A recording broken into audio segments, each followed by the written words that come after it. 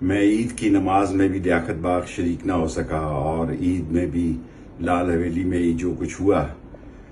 اس کی وجہ سے ہم تمام لوگ آج جمعے کی نماز کے بعد دارالعلوم تعلیم القرآن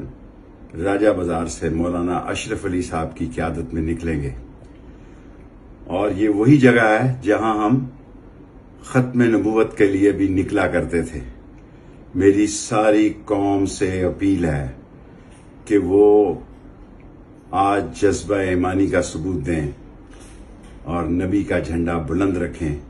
اور جمعے کی نماز کے بعد دارالعلوم تعلیم القرآن راجہ بازار مولانا اشرف علی صاحب کی قیادت میں ہم سب نکلیں گے انشاءاللہ۔ میں آج عاشقان رسول صلی اللہ علیہ وسلم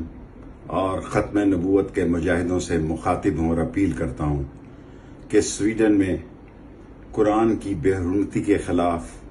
آج جوش، جذبے، ولولے، ہمت اور جذبہ ایمانی سے نکلیں